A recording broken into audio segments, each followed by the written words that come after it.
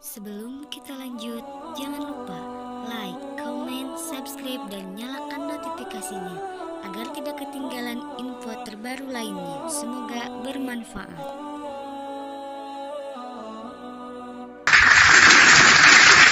Gitu. Tapi beginilah dulu, aku kadang-kadang ada juga yang ganjil dalam pikiran. Apa itu bang? Entar dulu, saya simpulkan dulu bang. Jadi si Bilisis pelaku kejahatan, Masuk adiknya Yesus. Dengar dulu bang. Si Bilisis pelaku kejahatan, pembunuh Yesus di tiang salib, menurut Kristen harus dikasihi. Itu kesimpulannya. Iya. Enggak sabar adiknya Yesus. Ada yang ganjil dalam pikiranku seperti ini. Apa itu bang? Keselamatan itu bagi orang-orang yang mampu melakukan perilaku daripada Yesus. Selain daripada itu tidak ada. Kalau masalah daripada itu hanya dengan ketetapan Tuhan dari pelanggaran yang dari pertama, konsekuensi pelanggaran dosa itu manusia akan mati kalau kematian Yesus. Tetapi keselamatan bukanlah salib menurut saya, tetapi orang yang mampu melakukan, mempraktekkan apa yang dilakukan oleh Yesus. Nah, saya setuju kalau itu. Saya setuju kalau itu. Kan nggak salah aku bilang kan, ini satu abangnya Yesus, satu adiknya. jadi sekarang begini bang, kalau yang abang ini sampaikan itu betul, besok hari orang Kristen kan ajaran kasih tuh. Kristen ajaran kasih. Besok hari ketika saudara ketemu dengan iblis, apalah yang saudara akan katakan kepada iblis? Tapi kalau saya bilang, kurasa Bang Juma nggak percaya ya. Ya. Kalau orang kesurupan dia lari, nilai lihat aku aja lari. Lari. Ya, maksudnya contohnya adalah kerasukan. Kesalah, ada kesurupan gitu. Iya. Ya lari sama aku, nggak bisa melihat aku. Iya. Jangan bilang gini, jumpa maksudku. Apalagi mau jumpa. Iya, itu tidak mungkin itu. Maksud saya gini, ini kan tadi sudah Anda akui bahwa upaya penyaliban itu adalah upaya iblis. Sehingga Anda mengatakan Tuhan yang mengibulin iblisnya, artinya Tuhan menipu si iblis, kan gitu. Sehingga iblis menganggap perbuatannya itu jahat. Ternyata kebaikan yang didatangkan, yaitu keselamatan bagi orang Kristen. Nah, Anda ketika bertemu dengan iblis, apa yang Anda katakan? Terima kasih. Enggak, maksud saya, apakah Anda mengucapkan gitu ya? Apakah Anda mengucapkan terima kasih banyak kepada iblis yang sudah berjasa ini, atau Anda pun ikut menertawakan seperti dengan Tuhan Anda menertawakan iblis? Coba jawab dulu Bang Kris dulu. Ngantuk Bang Kris. Ngantuk Bang Kris. Merokok pakai lubang hidung Bang Kris. Sama saja kalau kita buat ini perlu waktu ini menjawab nih. Buat perbandingan juga sama saja kalau di Islam kan tanpa iblis Isa tidak bisa selamat loh. Tanpa iblis tidak bisa selamat. Iya. Bagaimana ceritanya? Yang mengangkat Nabi Isa alaihissalam adalah Allah yang menginginkan. Penggantinya dulu kan? Harus ada penggantinya dulu. Oh bukan. Itu makar yang mereka lakukan, disebabkan karena mereka makar terhadap Nabi Isa alaihissalam. Jadi keterangan muncul belakangan, datang di abad ke-7. Sebenarnya yang mereka salib itu bukan Nabi Isa, tetapi orang yang diserupakan. Kenapa? Karena mereka sangat solim. Mereka ingin kali membunuh Nabi Isa itu, sehingga Allah menyelamatkan nabinya. Dan pembunuhan itu harus terjadi, penyaliban itu harus terjadi. Tapi konsep daripada Tuhan adalah di dalam Amsal 21:18 kan jelas itu kan, bahwasanya yang disalibkan adalah orang yang fasik, yang disalibkan itu adalah sang pengkhianat. Kan itu, orang benar diselamatkan dan yang menjadi penebusnya adalah orang fasik. Amsal 21 nomor 18. Kan begitu poinnya. Nah, sehingga ketika Yesus seorang benar ini dianggap harus disalib, harus dihakimi, harus dibunuh, ya Elohim tidak tinggal diam dong.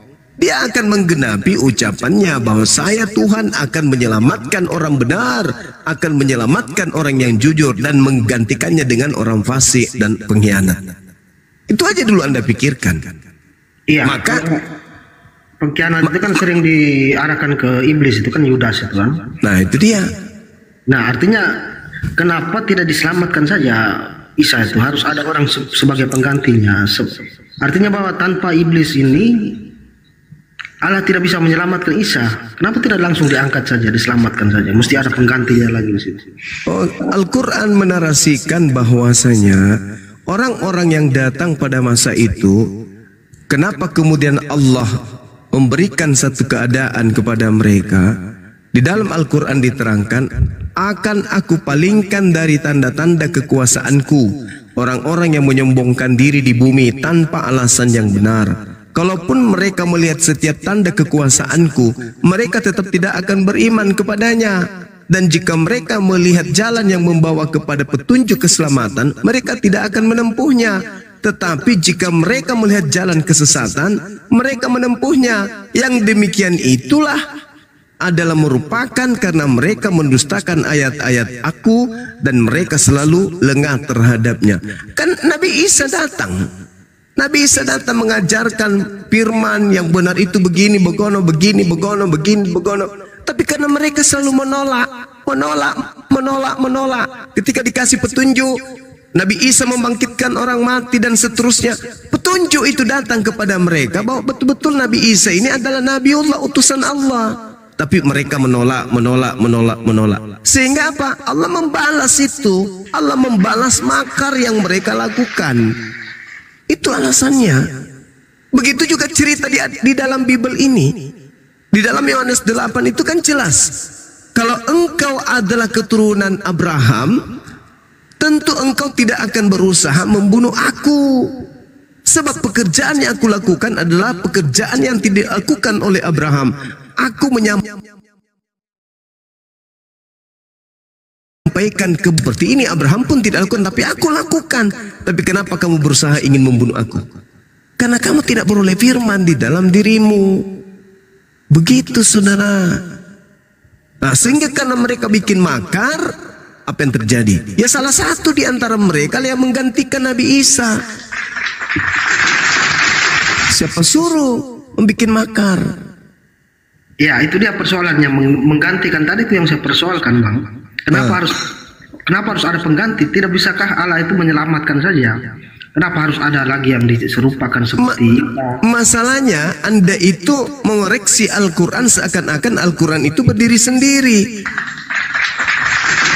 Coba Anda, keadaan yang ada pada masa itu, coba jangan pakai Al-Quran dulu. Keadaan yang ada pada zaman itu. Satu, mereka membuat kesaksian palsu.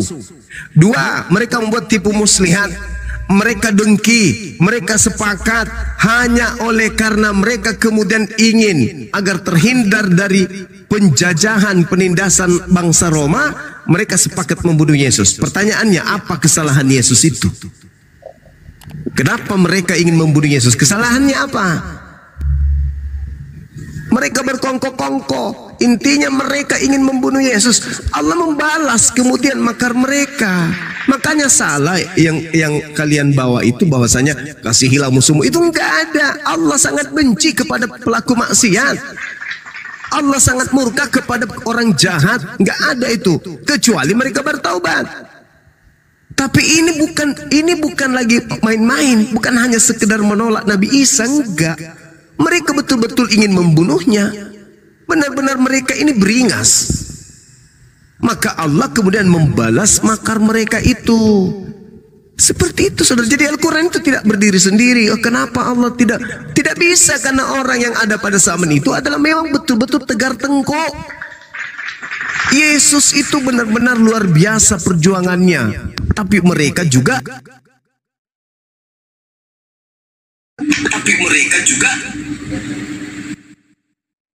Bayangkan aja itu tuh. Coba ya, coba Anda lihat. Seorang Nabiullah, seorang utusan Allah, Anda katakan dia suci, diperlakukan seperti apa menurut saudara? Ditampar, diludahin, diseret, apalagi ditelanjangin, apalagi ditonjok, apalagi masih ada penghinaan. Apakah Tuhan pencipta langit dan bumi menginginkan itu terjadi terhadap orang suci yang diutusnya tanpa ayah, lahir dengan keadaan suci dari rohnya, dari kalimatnya? Allah ingin membiarkan seperti itu. Sedangkan yang ada pada saat itu adalah orang-orang jahat. Bukan hanya jahat seperti apa. Di Indonesia, Bung, sejahat-jahatnya penjahat, para petugas tidak meludahi mereka. Bahkan kalau ada petugas meludahi penjahat yang sudah ditangkap, maka petugasnya itu bisa diproses. Menampar, petugas bisa diproses. Apalagi menelanjangi, petugas bisa diproses. Tapi yang terjadi terhadap oknum ini, wow, na'udzubillah summa na'udzubillah. Apakah Tuhan hendak kemudian membuat orang yang dikasihi diperlakukan seperti itu? Tidak. Siapa yang melakukan itu? Orang-orang Yahudi. Jangan orang-orang Yahudi, barusan lagi kita bercerita tentang iblis.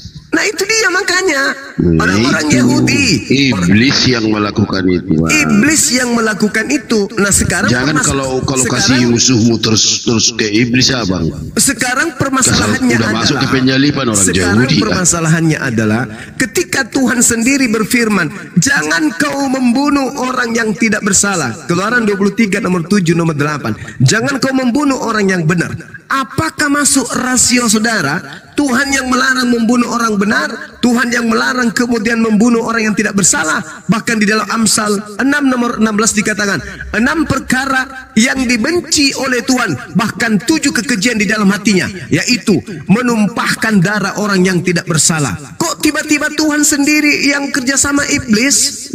Tapi kan yang melakukannya iblis. Yang melakukan iblis juga. Berarti Tuhan Anda lebih iblis daripada iblis. Kenapa? Lu kenapa? Kenapa? Orang benar kenapa dibunuh? Ya yang bunuh iblis. Atas dasar siapa perintahkan? Ya atas dasar itu tadi, karena perilaku itu tidak mungkin dilakukan oleh manusia. Iya, gimana ceritanya abang ini? Berarti iblis itu dibawa kuasa, dibawa perintah Tuhan Anda. Nah, sedangkan Tuhan yang berfirman, manusia yang dibawa saudara,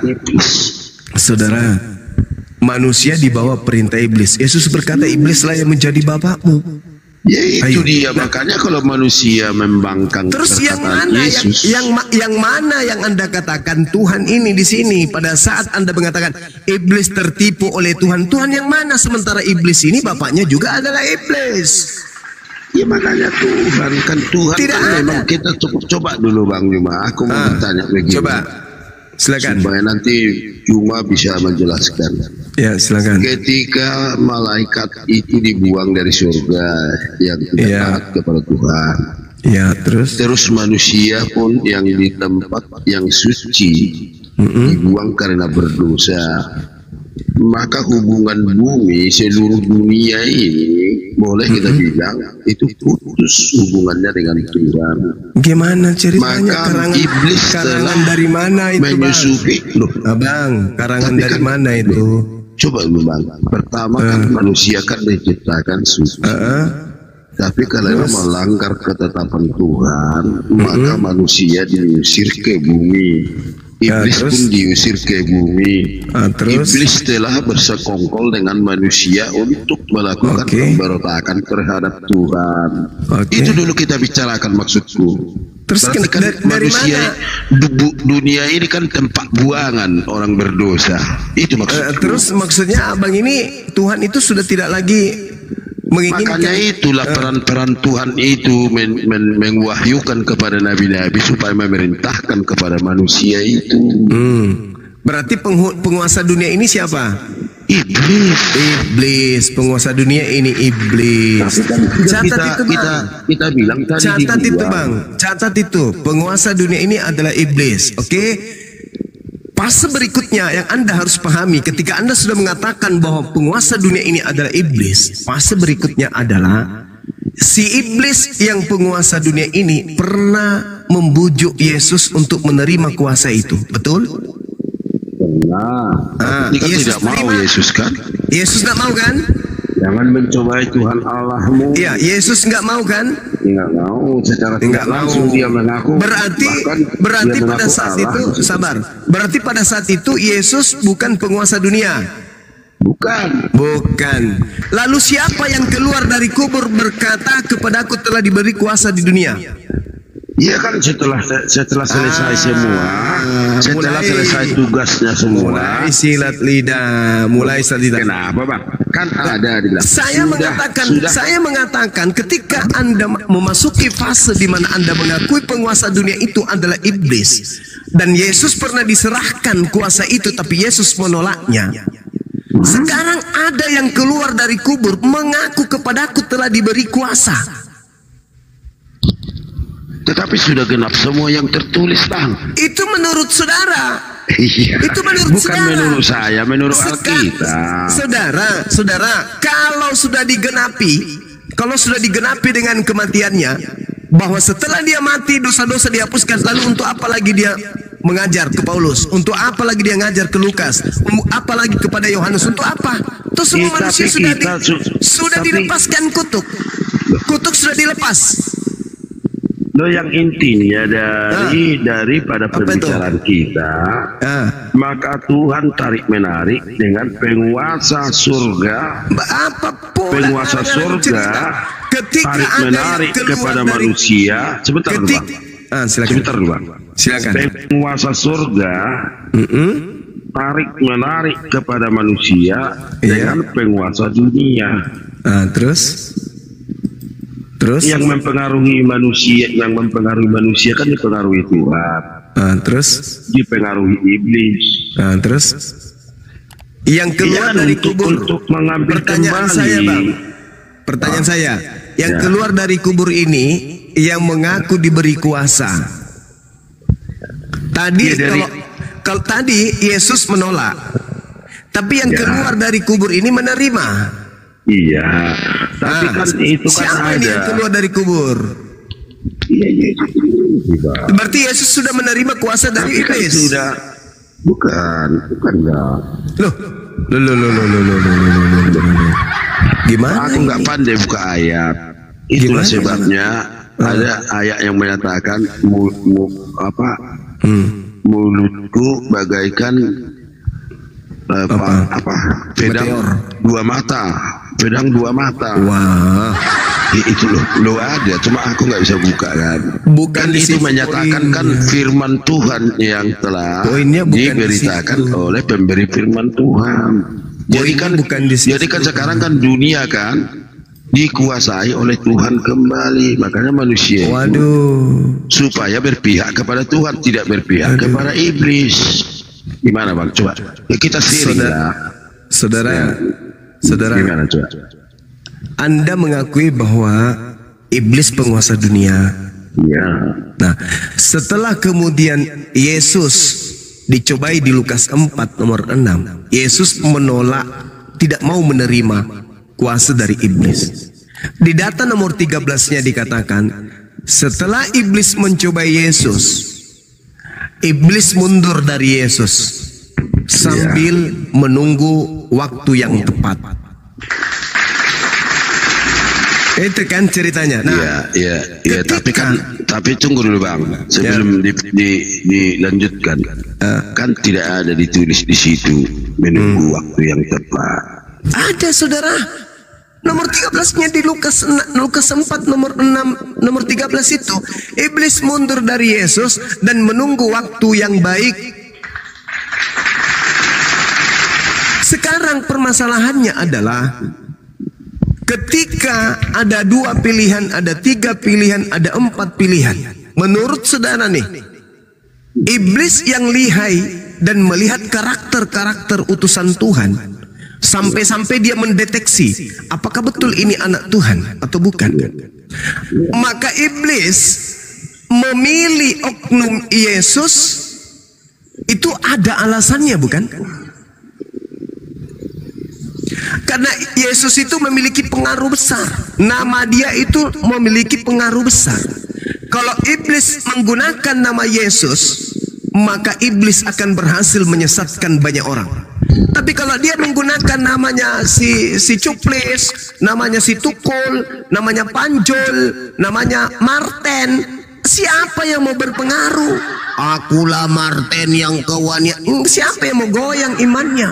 Tapi kalau nama Yesus yang dibawa, maka dia akan mendapatkan separuh dari penduduk bumi ini. Bukan hanya Yesus.